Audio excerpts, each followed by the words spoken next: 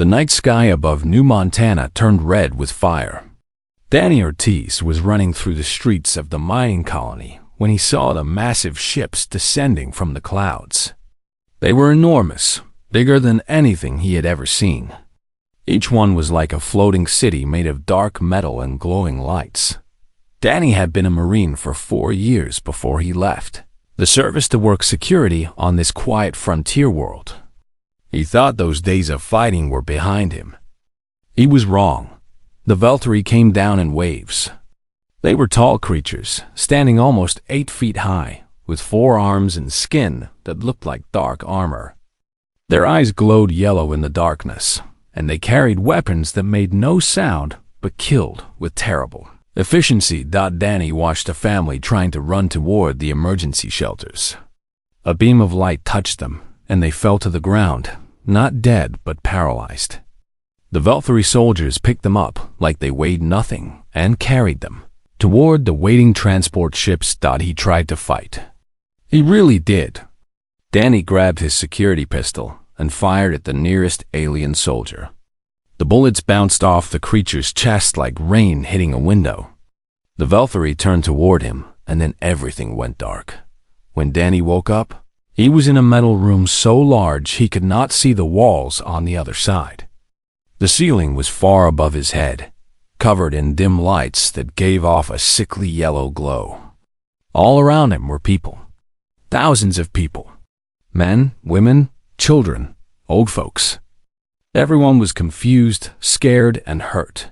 He pushed himself up from the cold floor and looked around. A woman with gray hair and sharp eyes was already moving through the crowd, helping people stand, checking on the injured. She moved like someone who had done this kind of thing before. Danny made his way toward her. When he got close, she looked at him with those careful eyes and nodded once. "You have military training," she said. It was not a question. 4 years in the Marines, Danny replied. "You?" Grace Liu, 30 years in the Navy, retired. She looked around the massive room, her face calm but serious. "Looks like retirement is over." They learned quickly what had happened. The Valkyrie Empire had been doing this for centuries. They traveled across the galaxy, capturing people from different worlds and selling them as slaves. Humans were a new addition to their collection. The massive ship they were on was called the Eternal Dominion.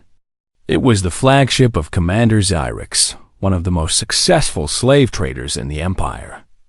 The ship was nearly 3 kilometers long, designed to carry tens of thousands of prisoners across the stars. Danny counted the hours by the feeding times.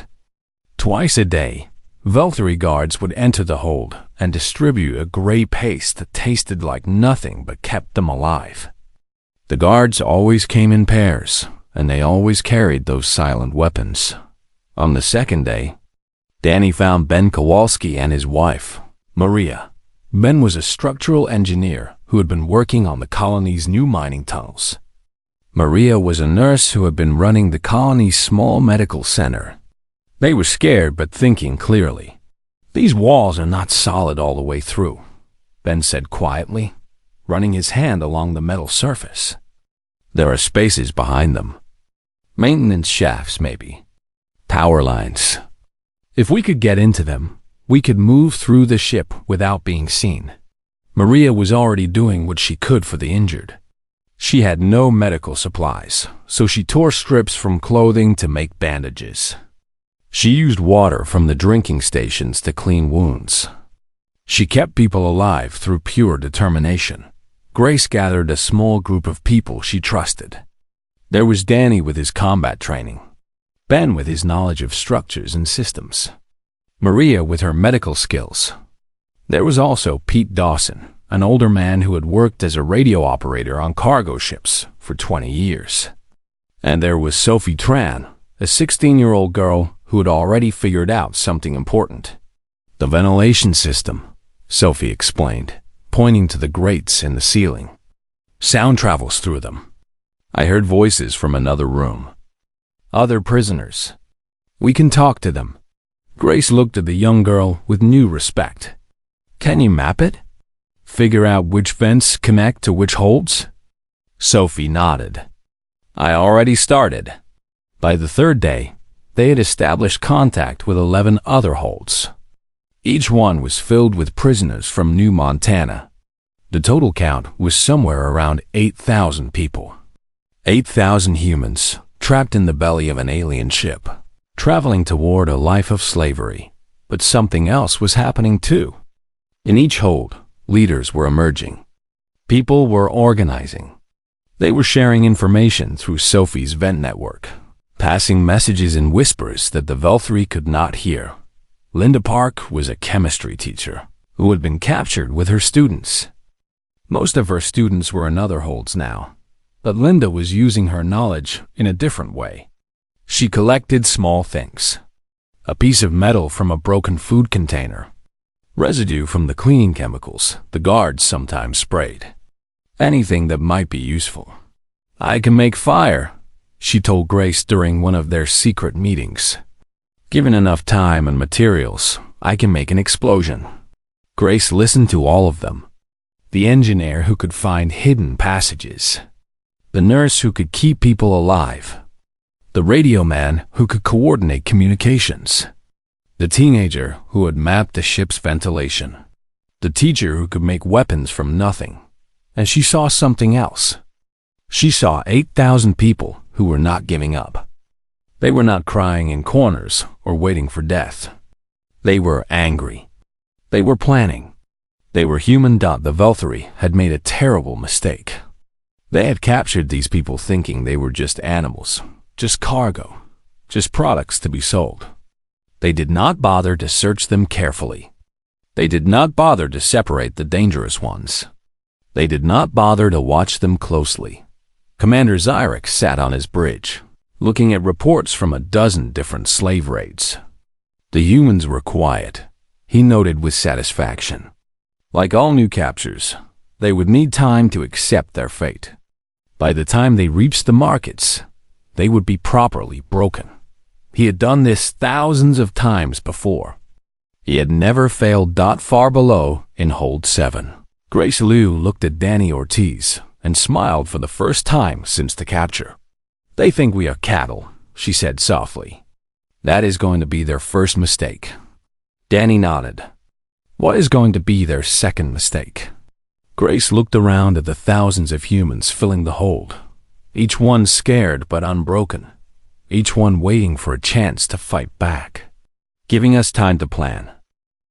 5 days had passed since the capture. 5 days of cold metal floors, gray food paste, and the constant hum of the ship's engines. 5 days of planning. Sophie, Tran had become the most important person on the ship, though the Valkyrie had no idea she existed. The 16-year-old girl spent her nights with her ear pressed against the ventilation grates, mapping every connection, every pathway, every whisper that traveled through the ship's lungs. She had created a complete communication network. Messages passed from Hold 7 to Hold 3 to Hold 11 and back again. Each hold had its own leaders now, and they were all talking to Grace Liu. The guards come at the same times every day, Danny Ortiz reported during one of their hidden meetings. They gathered in the corner of the hold, surrounded by other prisoners who pretended to sleep while keeping watch.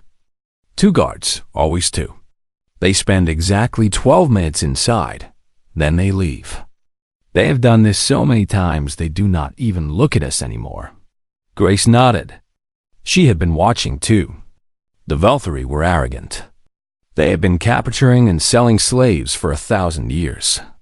They had taken species from 100 different worlds. None of them had ever fought back successfully. Why would these primitive humans be any different? Then Kowalski's voice came through the ventilation system, soft and careful. Pete Dawson pressed his ear to the grate and repeated the words for everyone to hear. I found the maintenance shafts, Ben said. There is a panel in the back wall of Hold 3. It is welded shut, but the welds are old. If we work on it slowly, we can open it without making noise. The shafts connect all the holds. They also lead to engineering, to the weapon storage, maybe even to the bridge. This was the news they had been waiting for. A way to move through the ship. A way to coordinate. A way to strike. Linda Park had been busy too. The chemistry teacher had spent her days collecting everything she could find. Metal shavings from the food containers. Dried residue from the cleaning chemicals. Threads from clothing. Dust from the air filters. "I cannot make a bomb," she admitted. "Not a real one. But I can make smoke. Lots of smoke. Thick, choking smoke that will blind them and make it hard to breathe. And I can make a small fire, hot enough to burn through thin metal." Grace put together the pieces in her mind. A distraction. An escape route. Weapons taken from fallen guards. Coordination across 12 holds. "We cannot wait too long," she said. "Every day we get weaker. Less food, less water, less strength. And we do not know how far we are from wherever they are taking us. We need to move soon." The planning became more detailed. Danny organized teams of fighters in Hold 7. He picked people carefully. Former soldiers like himself. Construction workers with strong hands. Athletes. Anyone who could move fast and hit hard. He had 47 people ready to fight in Hold 3. Men's team worked on the maintenance panel every night. They used their fingernails at first, then pieces of metal they had hidden from the food containers. The work was slow and painful, but the gap grew wider each night. Maria Kowalski organized the medical response. She trained 20 people in basic first aid, teaching them how to stop bleeding, how to splint broken bones, how to keep someone alive long enough to get real help. She designated a section of Hold 3 as a medical area, ready to receive the wounded when the fighting started. Sophie continued her work in the vents, but now she was doing something more. She was timing the guards throughout the ship, mapping their patrol patterns, finding the gaps in their coverage. She shared this information through the network, and slowly a picture of the ship's routines emerged. Pete Dawson coordinated it all. The old radio operator had a gift for communication. He could take a message, compress it into a few key words, and pass it through the vent network in seconds. He made sure everyone knew the plan, the timing, the signals. On the 6th night, Ben's team finally broke through the maintenance panel. The shaft beyond was dark and narrow, barely wide enough for a person to crawl through. Ben went in first, moving slowly, feeling his way along the metal walls. He was gone for 2 hours. When he came back, his clothes were torn and his hands were bleeding, but his eyes were bright with hope. "It goes everywhere," he whispered. "I found the route to the weapons storage. I found the path to engineering.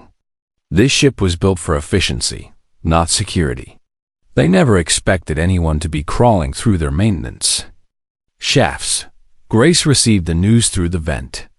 Network and smiled in the darkness of Hold 7. The final piece was in place.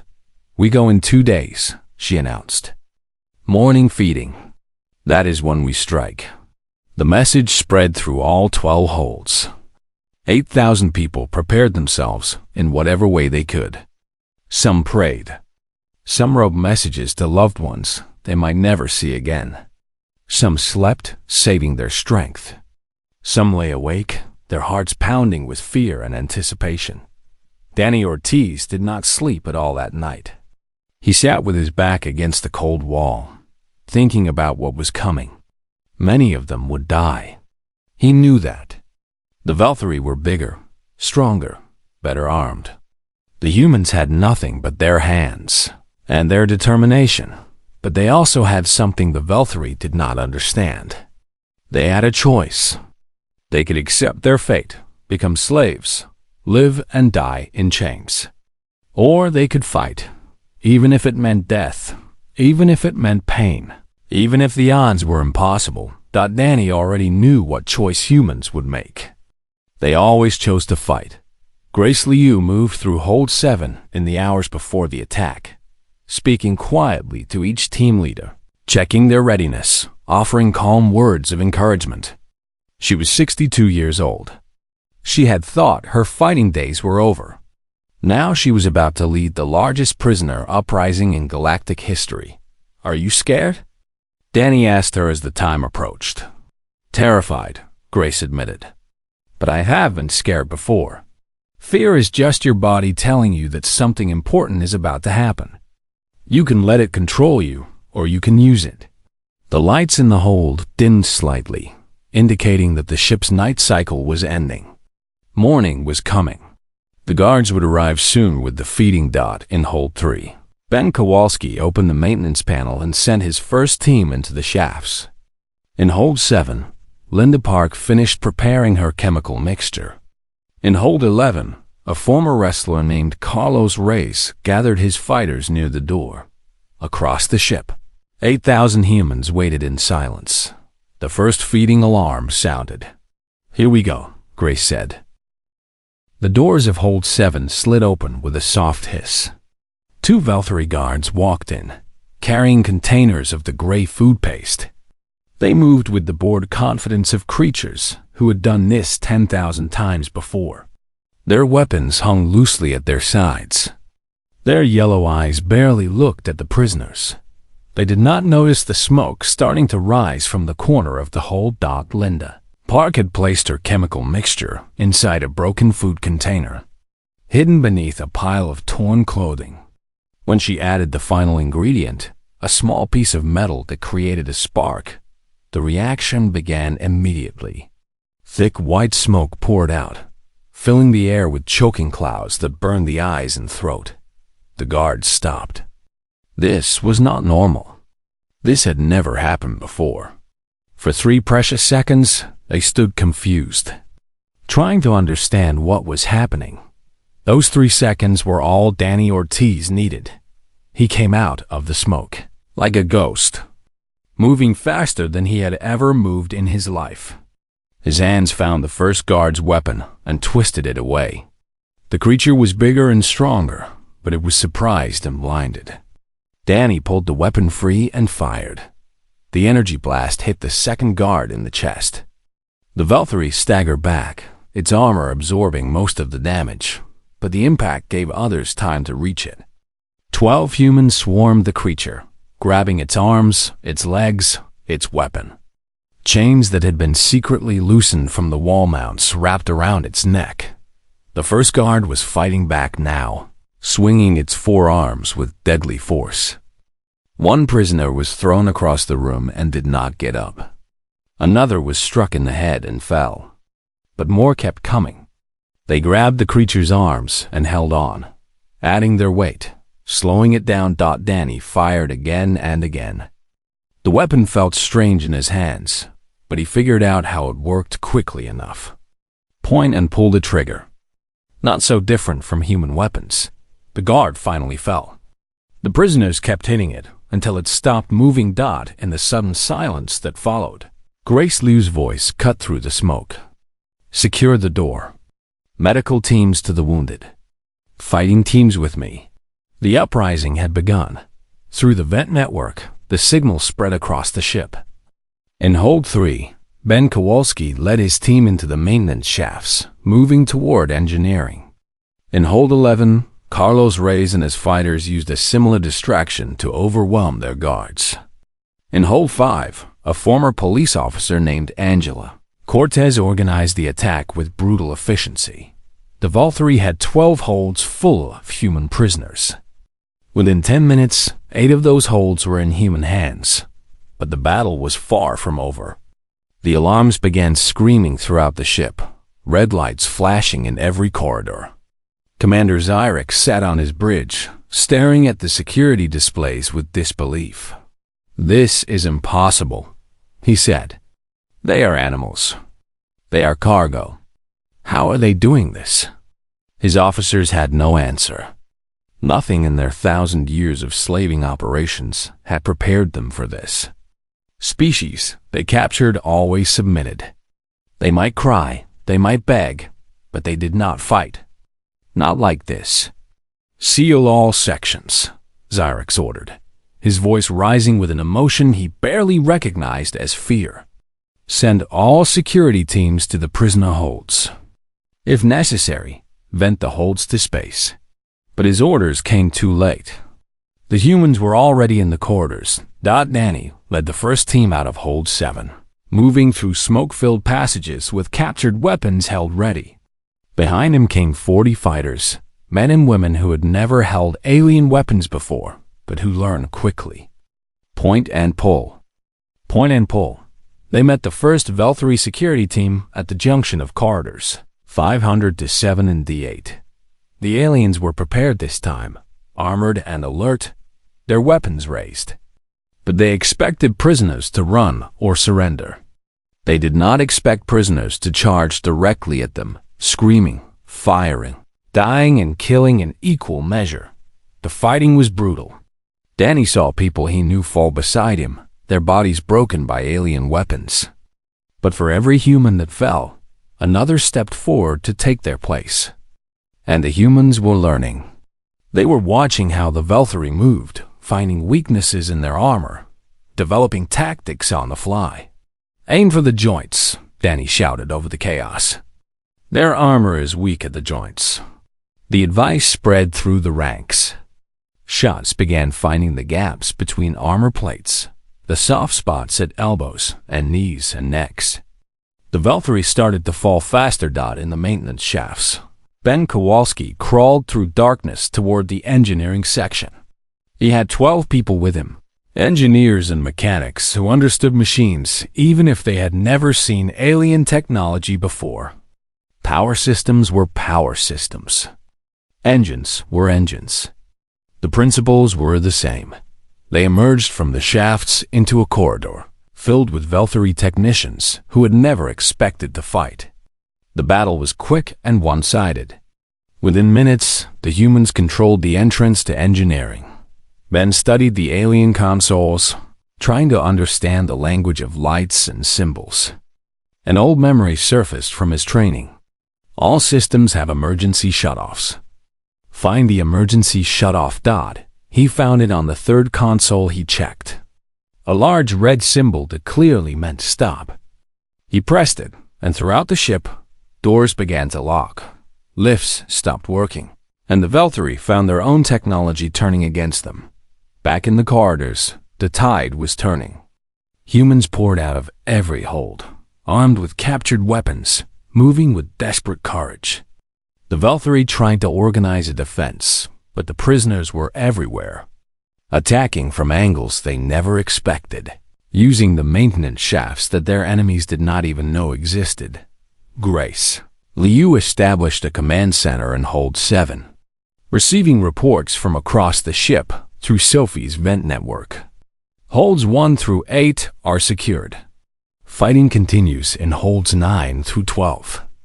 Engineering is ours. Weapons storage is contested. Casualties? Danny asked, his voice grim. Heavy. We have lost at least 400, maybe more.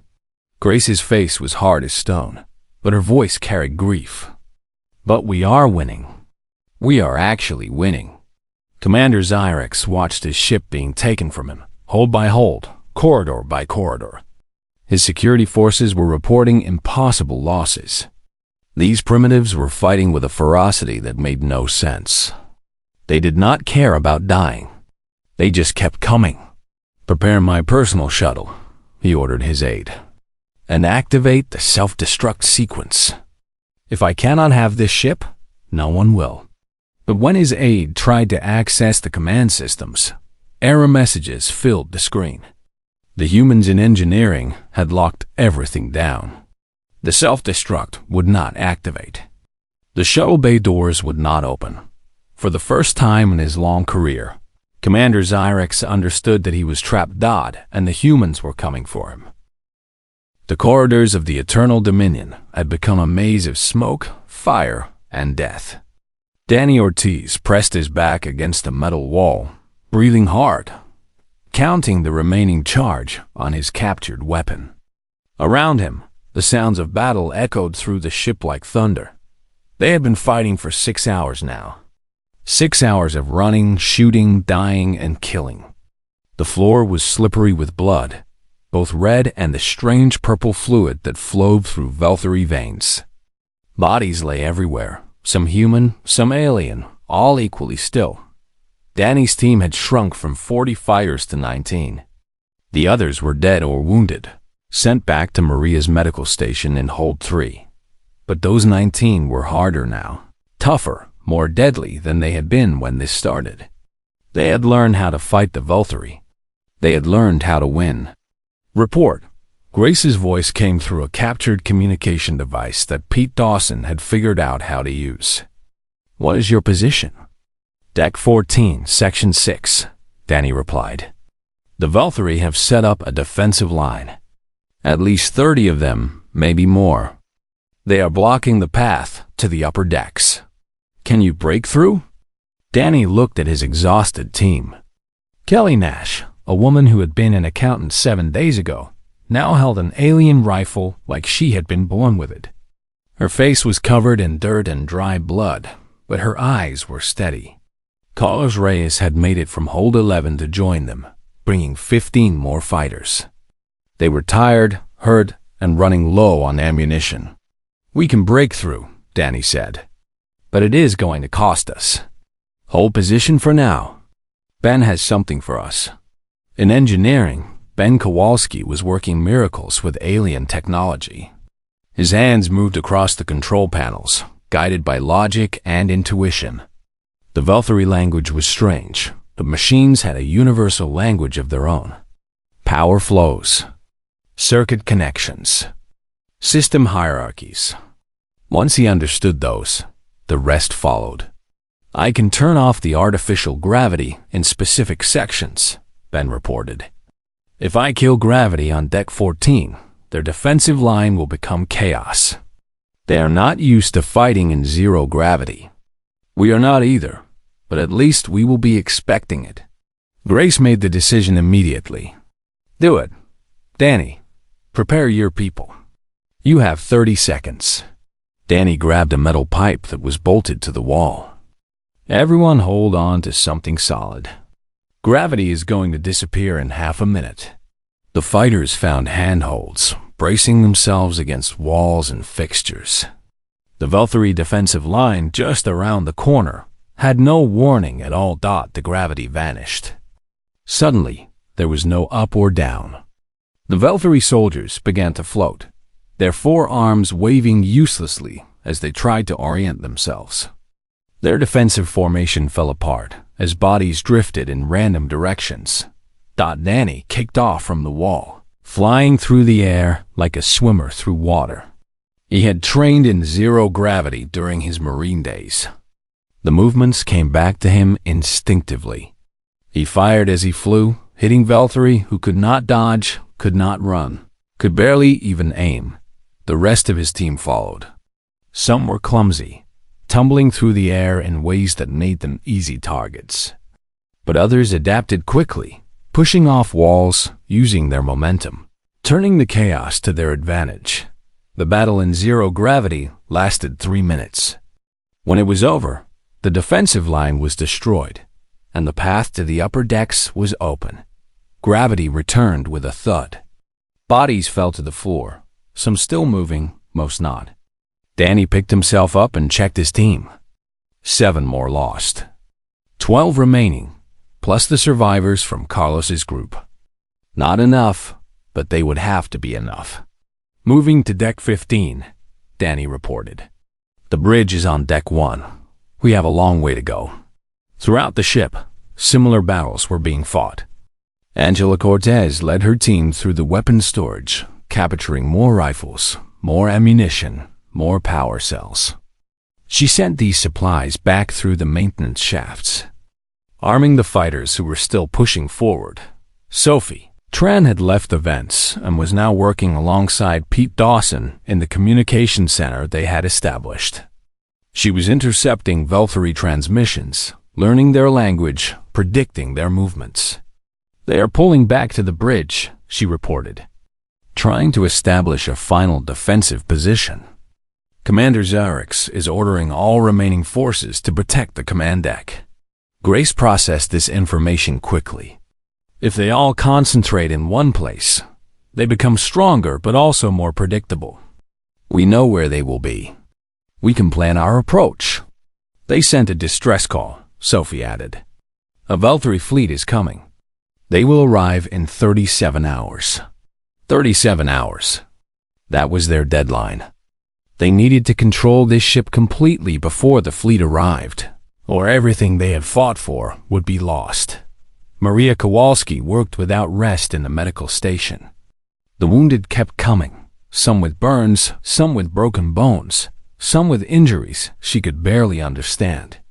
She had real medical supplies now, captured from a Valkyrie medical bay, but she barely knew how to use the alien equipment. She learned.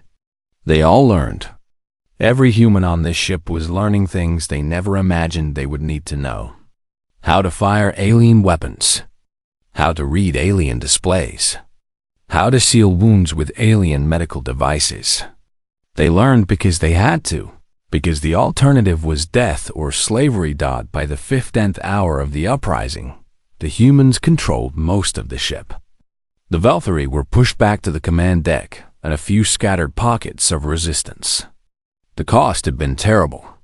Over 1,000 humans were dead. Many more were wounded. But they were winning. Danny stood at the entrance to Deck 1, looking at the massive armored doors that protected the bridge. Behind those doors was Commander Xerix and his remaining loyal crew. Behind those doors was the end of this nightmare. Grace joined him, moving slower than before, but still standing straight. She had taken a wound to her arm during the fighting on Deck 7, but she had refused to go to the medical station. There would be time for healing later. How many are inside? She asked.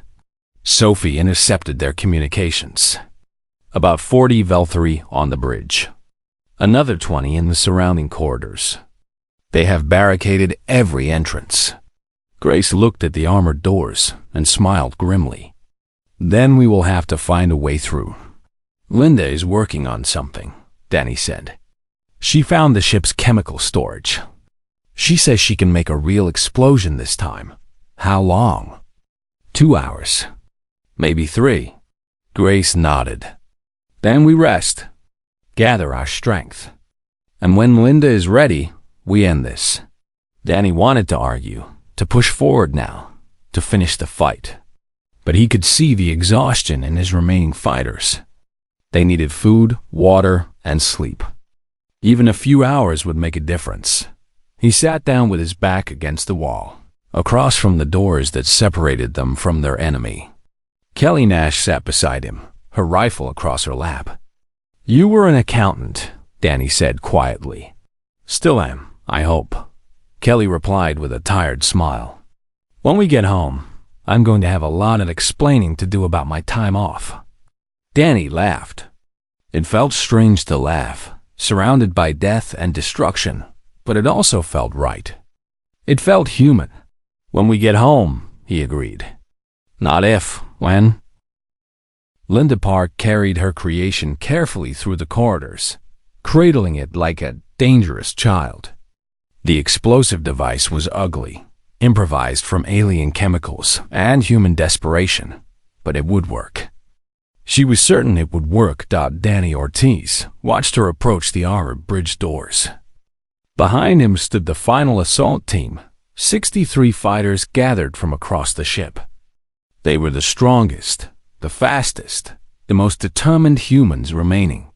They had survived 18 hours of constant battle, and they were ready to finish this. Grace Liu stood at the front, an alien rifle in her hands. She was exhausted. They all were.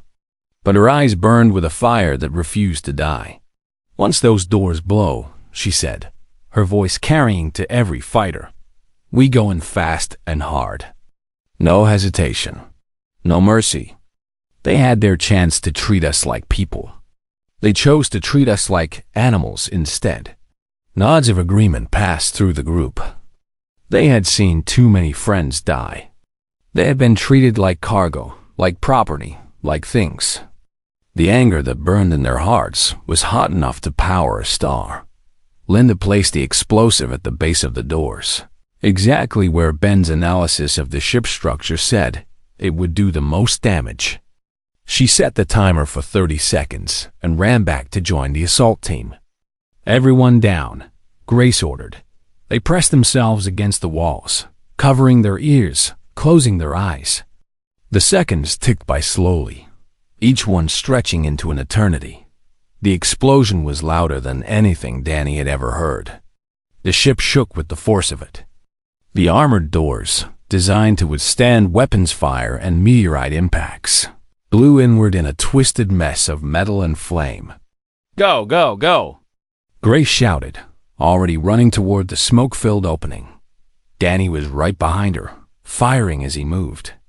Through the smoke, he could see Valkyrie shapes, four-armed shadows that raised their weapons and screamed in their alien language. He shot them before they could shoot him. The bridge of the Eternal Dominion was a massive circular room, filled with alien consoles and holographic displays. In the center stood a raised platform where the commander's chair waited, surrounded by his officers. Everything was confusion, smoke, and death. Kelly Nash moved beside Danny, covering his flank. Carlos Reyes led a group to the left, cutting off escape routes. Angela Cortez and her fighters pushed to the right, securing the side entrances that the Valkyrie had thought were hidden. The aliens fought with the desperation of cornered animals. They had nowhere to run, nowhere to hide. Their ship was falling to creatures they had considered inferior. Their pride could not accept this. Even as their bodies fell one by one, a massive Valkyrie warrior, larger than any Danny had seen before, came at him with all four arms swinging. Danny dodged the first blow, took the second on his shoulder, and shot the creature point blank in the throat. Finding the gap in its armor that he had learned to look for, Grace fought her way toward the command platform, leaving a trail of fallen enemies behind her. She moved like someone half her age, powered by rage and determination and the memories of everyone they had lost. Commander Xyrix stood on his platform, watching his world collapse around him. His officers were dead or dying. His guards were overwhelmed. His ship, his beautiful flagship, was being taken by the very slaves it was meant to carry. He raised his personal weapon, an ornate pistol that had killed 100 enemies over his long career. He aimed it at Grace Liu, the old woman who dared to challenge him. Danny saw the motion and threw himself forward. His shot hit Xyrix's arm, sending the pistol spinning away. Grace did not hesitate. She climbed the platform steps and stood before the commander, her rifle pointed at his chest. The last of the fighting died away. The bridge was secure. The Eternal Dominion belonged to humanity. "You are animals," Xyrix hissed, his yellow eyes blazing with hatred and confusion. "Primitives. You were supposed to accept your fate. Every species accepts their fate. How is this possible?" Grace lowered her weapon slightly and looked at the alien creature with something that might have been pity. "You made a mistake," she said quietly. "The same mistake every enemy of humanity has made throughout our entire history. You assumed that because you could capture us, you could control us. You looked at us and saw slaves. You should have looked harder. You killed hundreds of my soldiers. You destroyed half my ship. And for what? Your fleet will come. Your people will be recaptured. You have achieved nothing." Grace shook her head slowly. "We achieved something you cannot understand. We showed ourselves that we can fight. We showed ourselves that we refuse to be property. Win or lose, that matters. That will always matter." She raised the weapon again. "And we are not going to lose." The shot echoed through the bridge, and Commander Xyrix fell. For a moment, there was silence. Then Danny heard a sound he had not heard in over a week. Cheering. The humans on the bridge were cheering, crying, embracing each other. The word spread through the ship, through the vent network, through every corridor and hold. The bridge was taken. The commander was dead. They had one. Ben Kowalski's voice came through the communication system. I have full control of navigation, turning us away from Valtteri space. We are going home. Grace Liu sat down in the commander's chair, feeling every one of her 62 years pressing down on her shoulders. Around her, the surviving fighters were securing the bridge, tending to the wounded, preparing for whatever came next. How many did we lose? She asked quietly. Danny checked the reports coming in from across the ship. The numbers were painful to read. 1,843 dead. Another 2,000 wounded. But over 6,000 alive and free. 6,000. Over 6,000 humans who would see their homes again. Over 6,000 people who had refused to accept slavery. The Valtteri fleet is still coming, Sophie reported from the communications console. They will arrive in 19 hours. Then, we had better be far away by then, Grace replied. Ben, what is our maximum speed? This ship is faster than anything we have on Earth, Ben answered. If I push the engines, we can outrun their fleet. We can be in human space in 4 months. 4 months. It seemed like a long time, but it was nothing compared to the alternative. They were going home. Kelly Nash sat down beside Danny, exhaustion finally showing on her face. What happens when we get back? She asked. The Valtteri will not forget this. They will want revenge. Probably, Danny agreed. But now we know something important. We know we can beat them. And when we tell Earth what happened here, when we show them this ship and everything we learned, they will know it too. Grace stood up from the commander's chair and looked at the stars displayed on the main screen. Somewhere out there was Earth. Somewhere out there was home. The Valtteri Empire has been doing this for 1,000 years, she said.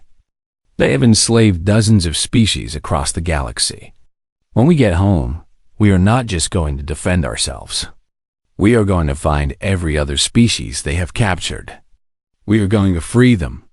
And then, together, we are going to make sure no one ever treats anyone like property again.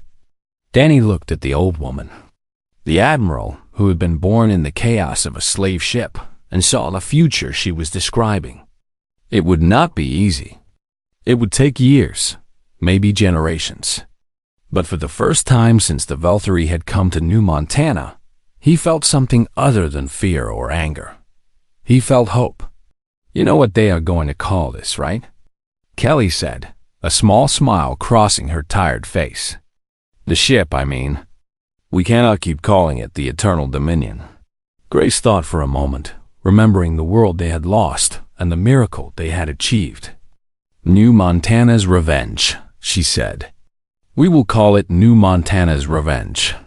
The ship jumped to faster than light speed, leaving the sector behind, carrying 6,000 survivors toward home. They carried with them the knowledge of an enemy, the proof that humanity could fight, and a promise. The Valtteri Empire had made a terrible mistake. When they captured those humans, they had started a war they were going to lose.